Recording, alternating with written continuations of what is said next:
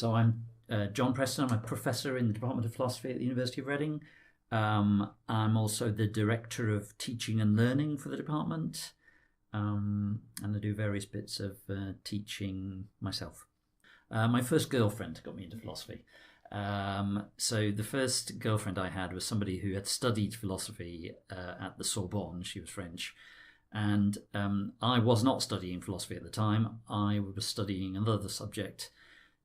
She used to tell me about famous French philosophers, all of whom I know a little bit about now, but none of whom I knew anything about then.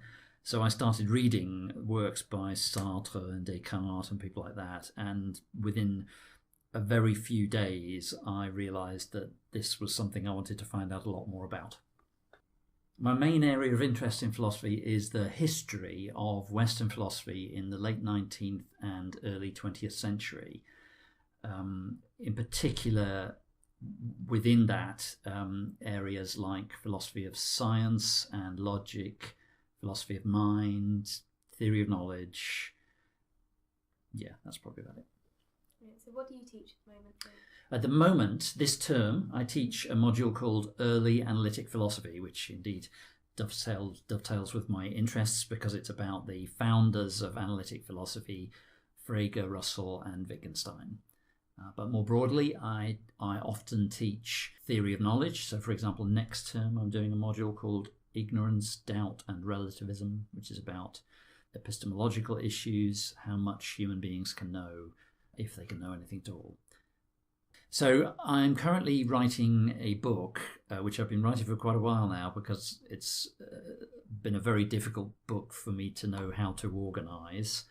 I'm writing a book on certain philosopher-scientists from the late 19th and early 20th century, their work in itself, but also their impact on academic philosophy, largely through the work of the Austrian philosopher Ludwig Wittgenstein. So it kind of depends on what their interest is in philosophy.